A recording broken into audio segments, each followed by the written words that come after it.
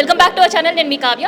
So election code ఉల్లంఘన సాక్షాత్ సీఎంఏ చేస్తే ఎట్లుంటుంది అంటే నిన్న సభ చూస్తే అర్థమవుతుంది. సో ఇన్ని సంవత్సరాలు గుర్తుకు రాని సినీ కార్మికులు సీఎంకి గుర్తుకొచ్చారు, హామీలు కూడా గుప్పించారు. ఒక్కసారి పొన్నాల లక్ష్మీ సార్ ఉన్నారు మాట్లాడు. సార్ ఏంది నిన్న ఒక హామీలు 24 క్రాఫ్ట్స్ ఉంటే అక్కడ పబ్లిక్ ప్రజెన్స్ ఎంత ఉందో చూసినాం. సో ఈ హామీల గురించి ఏమంటారు? ఇప్పటిదాకా మా మిత్రులు 5-6 మాట్లాడారు. బట్ ఇప్పుడు చెప్పినవన్నీ రాజకీయ ప్రకటనలు కాదు, ఆరోపణలు కాదు. ఏం మాట్లాడమంటారమ్మా?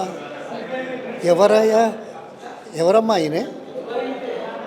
నేను నా జీవితంలో 47 సంవత్సరాల రాజకీయ జీవితంలో 12 మంది ముఖ్యమంత్రులతోటి సంభాషించే అవకాశాలు కలిగి పరిష్కరించే దిశలో సమస్యలు తీసుకుపోయిన వ్యక్తిగా ఈయన 13వ వ్యక్తి. ఏం మాట్లాడుతున్నాడు, ఏం చేస్తున్నాడు, ఎవరిని ఏమంటున్నాడు నాకు చెప్పడానికి సిగ్గుగా ఉంది. 13వ ముఖ్యమంత్రి. అసలు ముఖ్యమంత్రినా? ముఖ్యమంత్రి అంటే ఏందో తెలుసా?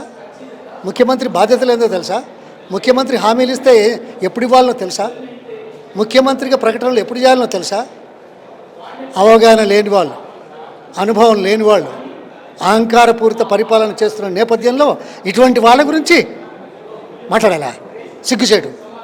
ఎలక్షన్ కమిషన్ సుమోటోగా జరుగుతున్న విషయాల మీద చర్య తీసుకోవాల్సిన అవసరం ఉంది.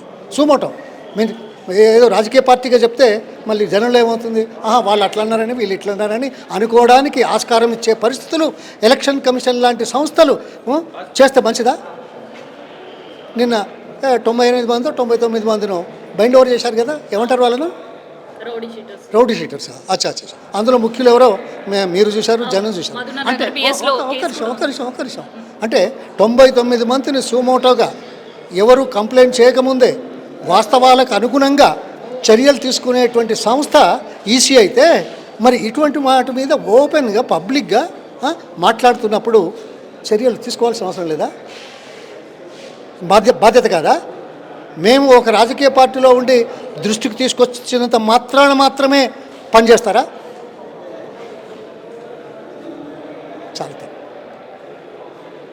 చాలా తప్పు.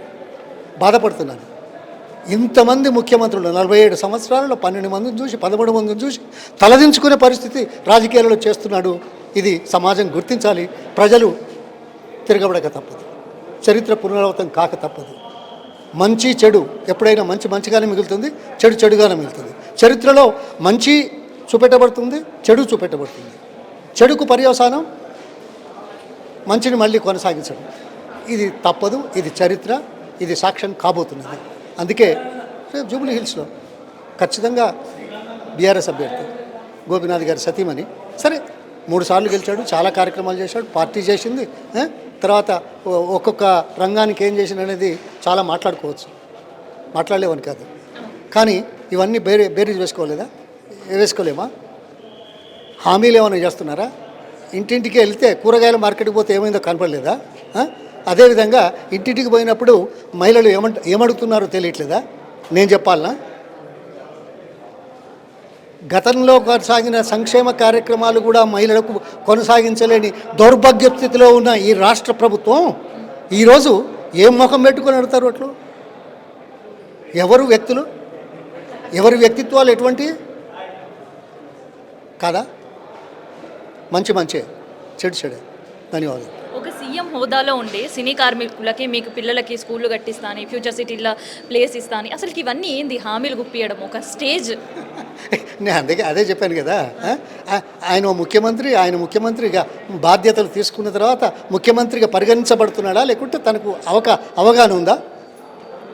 అనుభవం ఎట్లాగూ లేదు, అవగాహన లేదు, అహంకారంతో మాట్లాడతారు. అందుకే నేను అన్నాను, ఎలక్షన్ కమిషన్ సుమోటోగా చర్యలు తీసుకోవాల్సిన అవసరం తప్పనిసరిగా ఉంది. సినీ కార్మికులకు ఏం చెప్తారు సార్? 1 కాదు 2 కాదు 25,000 మంది సినీ కార్మికులు ఉన్నారు. ఇప్పుడు ఎలక్షన్ల ముందు మేము చేస్తాం, అది చెప్తాం. మా చరిత్ర లేదా? గతంలో ఏం చేశాం తెలియలేదా? గతంలో ఆదుకున్న విషయాలు తెలీదా? గతం గురించి చెప్పమంటే చెప్తాను, కానీ ఇప్పుడు ఏం చెప్తారు అంటే నేను ఆయనతో పాటుగా ఉంటానా? మరి ధన్యవాదాలు. సో ఇదనమాట నిన్న ఒక స్టేజ్ ప్రోగ్రామ్ పెట్టి సినీ కార్మికుల 25,000 ఓట్లు అటువైపు టర్న్అవుట్ చేసుకోవాలని ఇటు కాంగ్రెస్ కావచ్చు, బీఆర్ఎస్ కావచ్చు, పోటాపోటీగా సభలు అయితే నిర్వహిస్తుంది. సో సభలు నిర్వహించడంలో అండ్ ఓటర్ మూడ్ చేంజ్ చేయడంలో అది ఎన్నికల సమయంలో సహజమే. కాకపోతే ఇచ్చిన 4 హామీలే ఇవాళ హాట్ టాపిక్గా మారింది. ఒకటి ఫ్యూచర్ సిటీలో ఇల్లు సంబంధించిన చర్చ కావచ్చు, అండ్ దాంతోపాటు ఇక్కడ 3 ఎకరాల భూమిలో ప్రత్యేకంగా సినీ కార్మికుల పిల్లలకు విద్యకు సంబంధించిన స్కూల్ ఏర్పాటు చేయడం కావచ్చు, అండ్ సినీ కార్మికుల ఫెడరేషన్కి ఫండ్ ఇవ్వడం కావచ్చు, అండ్ దాంతోపాటు వాళ్ళకి సంబంధించిన హెల్త్ ఇన్సూరెన్సెస్ పైన కూడా ముఖ్యమంత్రి హామీలు ఇవ్వడం అనే హాట్ టాపిక్గా మారింది.